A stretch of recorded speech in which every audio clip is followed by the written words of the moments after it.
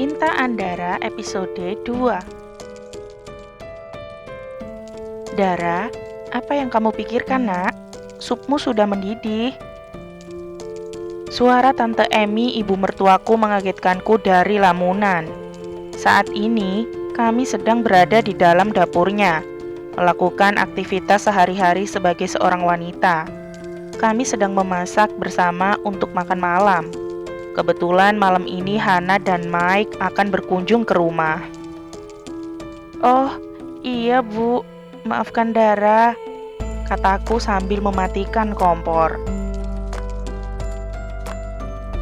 Apa kamu sakit? Tidak Bu, hanya sedikit lelah saja. Jangan terlalu kelelahan. Sudah, kembalilah ke kamarmu. Sebentar lagi mungkin Revan akan datang. Baik Bu. Dan aku pun bergegas pergi ke lantai 2. Sudah 6:30 malam. Aku yakin Mas Revan akan segera sampai di rumah. Aku pun bergegas membasuh wajah dan mengganti baju dengan pakaian yang lebih menarik. Mungkin tidak akan menarik untuknya, tapi tidak apa-apa. Setidaknya aku akan sedikit mencoba. Aku mendengar pintu kamar dibuka oleh seseorang. Dan aku mendapati Mas Revan pulang dengan wajah dinginnya seperti biasa. Sudah pulang, Mas? Tanyaku dengan menyunggingkan senyuman sambil berjalan ke arahnya. Dia hanya mengangguk seperti biasa. Kuraih jas dan tasnya dan kutempatkan mereka di tempat biasa. Sedangkan aku melihat dia seakan-akan lelah. Dengan langkah lunglai sambil melonggarkan dasinya, dia menuju ke ranjang. Aku lantas bergegas ke dalam kamar mandi menyiapkan air hangat untuknya. Air hangatnya sudah siap. Lebih baik Mas Revan segera mandi, biar nanti tidak terlalu dingin. Dan lagi-lagi dia hanya diam, tidak mengomentari perkataanku. Aku pun bergegas menyiapkan pakaian untuknya. Ya, selalu seperti ini. Aku selalu menghormatinya sebagai seorang suami, tapi dia tidak pernah sekalipun menganggapku sebagai istrinya. Aku memang bodoh. Kupikir mungkin dengan begini dia akan sedikit tersentuh terhadapku. Tapi aku salah.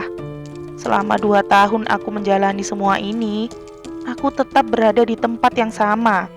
Tempat yang tidak pernah terlihat olehnya. Tamu itu pun datang, Hana dan Mike. Aku sedikit senang karena ketika kedatangan Hana, Mas Revan akan sedikit bisa diajak komunikasi. Hai, bagaimana kabarmu?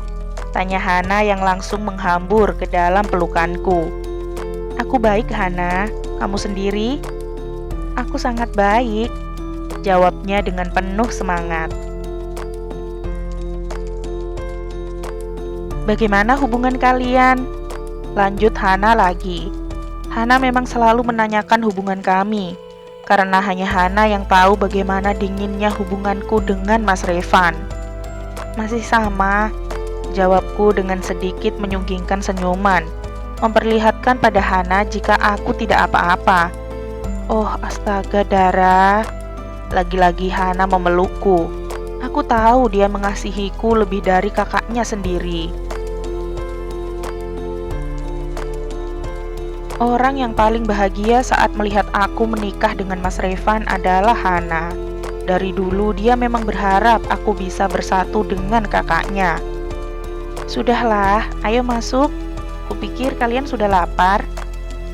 Tentu saja, kami memang sangat lapar. Mike ikut menyahut, dan kami pun tertawa bersama sambil menuju ke meja makan. Di sana sudah ada ayah dan ibu mertuaku, dan juga suamiku yang sudah menunggu kami. Akhirnya kami bergabung bersama mereka. Hari ini Hana tidak membawa putra kecilnya. Mungkin karena malam, makanya lebih baik ditinggal saja bersama dengan neneknya, Ibu Mike. Ketika makan, Hana banyak bercerita tentang kesehariannya, sedangkan aku dan Mas Revan hanya saling berdiam diri. Ya, memang seperti inilah hubungan kami. benar-benar dingin. Kadang aku merindukan saat-saat Mas Revan perhatian denganku ketika aku masih kecil dulu.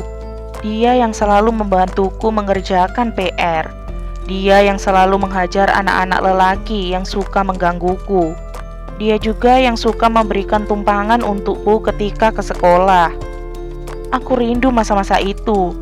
Masa-masa di mana Mas Revan adalah sosok yang hangat dan ceria. Dara, Dara, apa kamu mendengarkan kami? Panggilan Hana itu pun menyadarkanku dari lamunan. Oh, iya maaf, kataku sambil sedikit tersenyum malu. Sepertinya kamu banyak pikiran, Nak. Apa kamu sakit?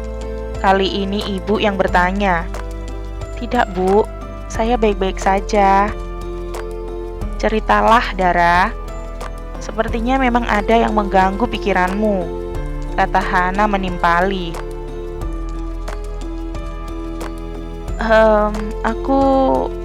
Aku hanya sedikit merindukan ibuku, kataku kemudian. Ya, aku memang sedikit merindukan ibuku.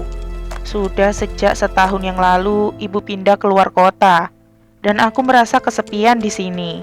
Tidak ada tempat untukku mengadu.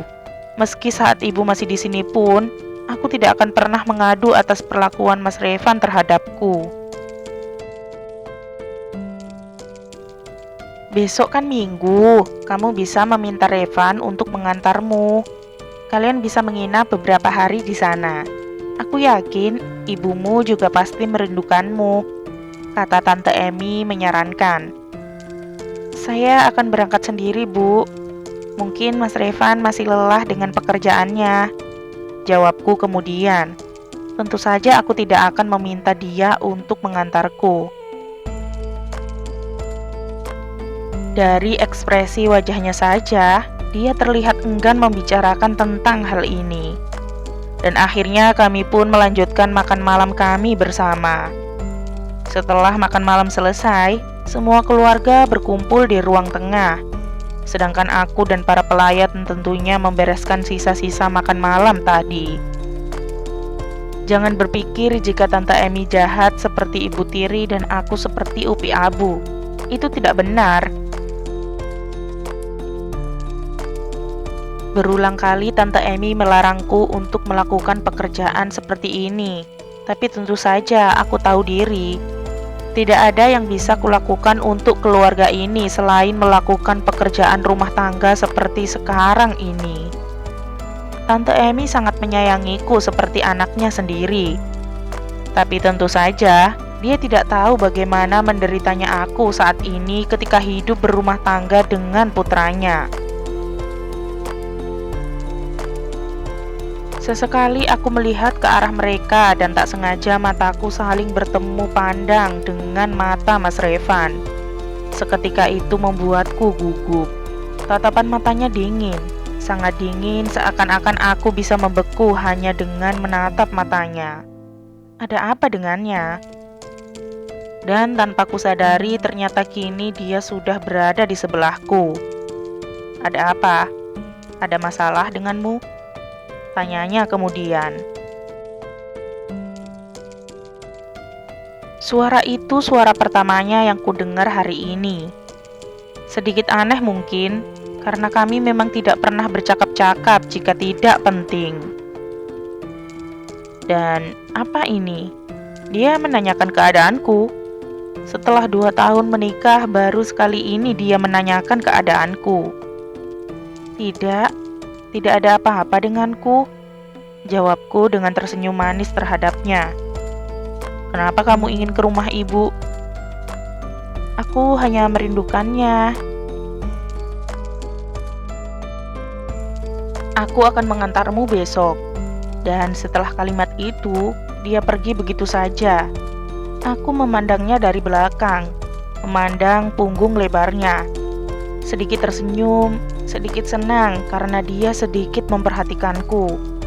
Mungkin itu tadi permintaan ibunya, atau mungkin itu permintaan Hana. Jadi aku tidak akan berharap banyak. karena aku tahu aku tidak memiliki harapan lagi untuk ia cintai. Bersambung, nantikan episode 3-nya ya. Jangan lupa like, comment, share, subscribe, dan nyalain loncengnya agar gak ketinggalan upload cerita-cerita selanjutnya. Bye-bye.